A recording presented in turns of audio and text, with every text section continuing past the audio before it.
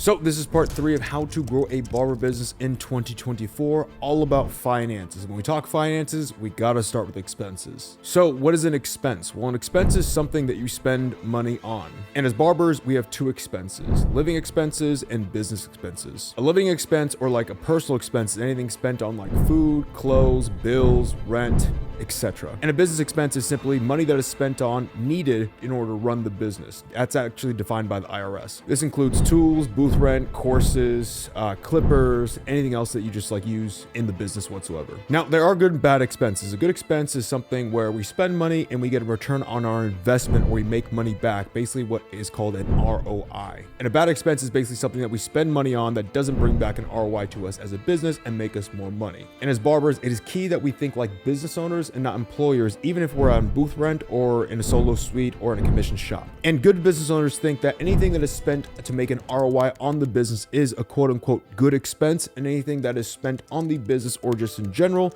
that does not bring back an ROI is a quote unquote bad expense. Now, a lot of other people see it the opposite way, where a lot of people think like in the short-term sense, where hey, my short-term pleasures, my personal expenses is where I want to put all my money, and my ROI expenses or the good expenses are, I don't want to put any money towards that whatsoever, which is why they don't see any business growth. And that's not how we need to think like a business owner. Now let's tackle income. So income is any money that we receive from our business. The price we charge for a haircut is counted as income, as well as tips count as income as well too. And as business owners, our income is the statistical data that allows us to get feedback on how well our skill set is at running and operating a business to produce cash flow. Now, people exchange the money that they earn for items or services that they deem more valuable than that dollar amount that they're exchanging it for. So what produces more value as a business owner? Simply solving problems. And again, by that logic, for business owners to create more income for ourselves, we have to be good at solving problems for others. Now, as a barber, your income is equal to the severity of the problem the client is currently experiencing that your skill set solves for them.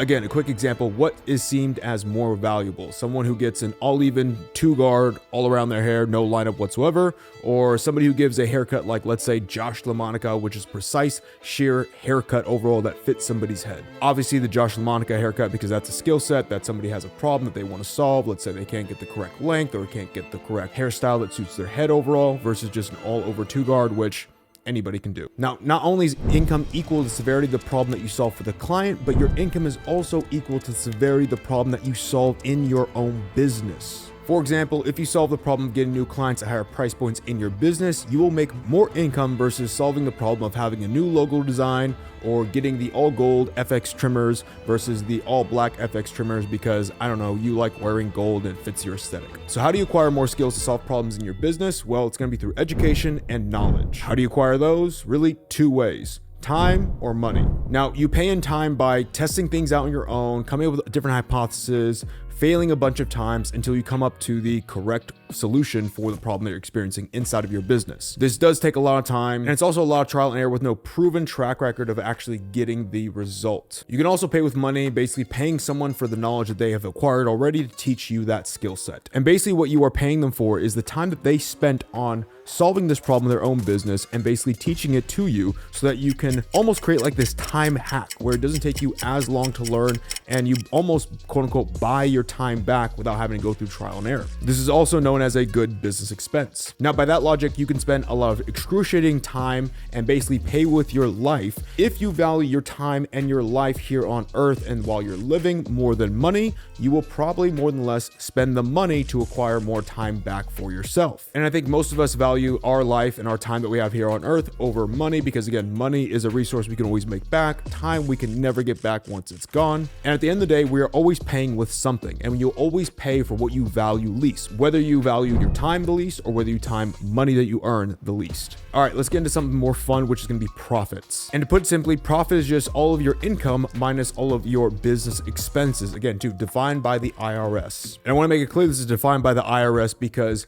us as business owners, we get taxed based off of our profit number, not our income number. And taxes is something that barbers get themselves in a very bad situation year after year by not understanding this simple logic. Equally as barbers, our business expenses are not that extreme. I mean, we might have some clippers, we might have some tools, we might have some neck strips, booth rent, That might be it. And whatever income is left over after you remove those as deductions is what you typically get taxed on. And again, too, let's say for this example, taxes for you might be around 30%. Again, it's going to depend state by state. So for this example, let's say you make $6K per month as a barber cutting hair month after month, and your business expenses come out to about, on average, like 1.5K every single month. That leaves you at the end of the month with $4,500 in profit, or at the end of the year, $54K that you have to pay 30% on, which comes out to about $16.2 thousand to pay the IRS at the end of the year. It's a lot of money. And I also want to preface, I'm no tax expert, okay? These are just rough numbers that I'm taking overall, and I would highly recommend, if you want more, I guess, like in-depth knowledge on this,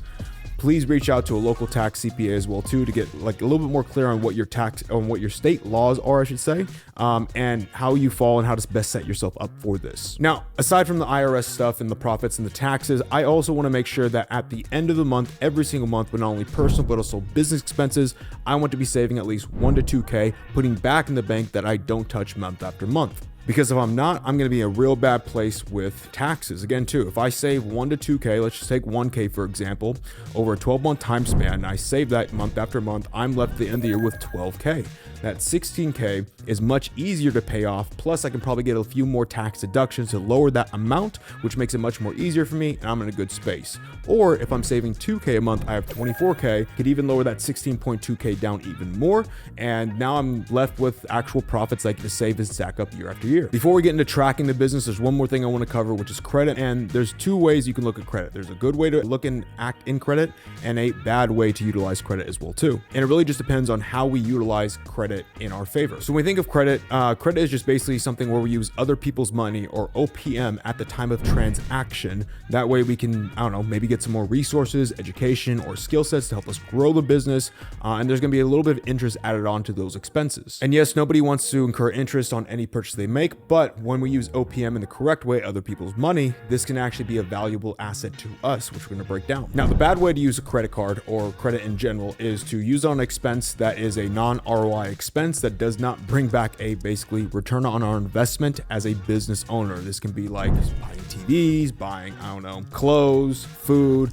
You know, these things don't bring back us an ROI or help us grow the business. They just, like, you know, typical expenses overall. The good way to use credit is to buy skills or invest in things that do bring back an ROI to our business, things such as marketing, things such as educational courses, anything that we can see a direct ROI reflection back on the business. Basically, we spend that money and we make more back. And I'll break down a basic example for you on this. Now, using credit can actually allow you to make leaps and bounds ahead of everyone else, because again, to using OPM, or money that you don't have, to acquire skill sets that you also don't have, to then grow your business to a level that you wouldn't be able to, because now you have the added resources. And the idea with this is, again, too, the money that you spend should like 2x or 3x, maybe potentially 5x your income month after month. So the interest that you incur is really just not even an issue at the end of the day. Now, all this is good, but what about tracking everything month after month? Let's get into some of this stuff. So to track your income, it's fairly simple. You don't want to spend any physical cash, because it's going to make this thing a headache to go ahead and track day after day, because you're never going to really have a paper trail of seeing where money went. You want to put all of your money income-wise, deposit that into a bank account, preferably a business account, but a bank account in general, just so you can keep track of this day after day. Now, next thing you want to do, go to Google Sheets, open up a new sheet, and title it Finances. Now, the first sheet on there is going to be titled Total, and then you want to press the plus button at the bottom left to create a new sheet on that original sheet and title that Income. Click that plus button one more time. You're going to have a new sheet inside of that sheet, and you want to title that one Expenses. Now, inside of Income, you want to make the following column titles. You just want to have a date and amount. Now, in the date column, you simply want to write out the date of the transaction that you're recording, and then you want to write the following right next to it in the row. Simply write out whatever cash dollar amount was deposited on that day, and then you just simply want to rinse and repeat throughout the rest of the month. Do this every single day. That way it's like, you know, not like 30 transactions you have to keep up with, and just like maybe 1 or 2 a day. Makes it very simple. Now, once you get to the end of the month, you want to make a row title called Total, and in that row, you want to write the following function that you see on screen: equals, sum, parentheses, and then click and drag over the expenses you want to add up from that month in the cash row, and then just simply press enter. Some voodoo science right here, but basically you have all the total of what you made added up from that month. For personal reasons too, just to like kind of separate this, I also like to highlight that section so it really stands out. And then right below that total section for the next month, you're just going to start with the next month right after that, starting with the first day of transaction. It's kind of like a rinse repeat method on that income tracking sheet. Now, for the expense tracking sheet, again, we only want to be spending money out of one single bank account, because again, too, if we spend cash, it's going to make this process so difficult and so much of a headache and not accurate whatsoever. Now, inside of expenses, you want to create the following columns: date, amount, expense, and category. Now, you're going to do the same thing that you did on the income transaction sheet on this expense transaction sheet. So basically, whatever date you have on there, to write the date in right under date. Then you want to put in the transaction, what the amount was. And then under the expense column, you want to write out basically what the expense was. Was it going to be Netflix, food, rent, tools, whatever in there? And then simply for the category section, you just simply want to write out, was it a personal expense or a business expense? Just those two things. Then once you get to the end of the month, you simply want to rinse and repeat with that equation that we put in for the income tracking sheet with the equal sum, open parentheses, click and drag all the way through on the totals, and then press enter. That way you get the total expenses for that month. Now for the total tracking sheet, you want to write out these headline rows: month, income, expenses, totals, total cuts, and cash per cut. Below the month, simply put whatever month and year you're tracking for overall. So let's say this is January 2024. So I'd put Jan 2024. All you're going to do on the income and expenses is take the totals that we dialed in for each one of those. That should be in the highlighted section, and just simply enter that number into the income and expenses categories. Now under total, you want to route the following equation: put the equal sign and then select the income box from that month minus the expense box from that month, and then just press enter. That will give you basically your income minus your total expenses and the money you're left with at the end of the month.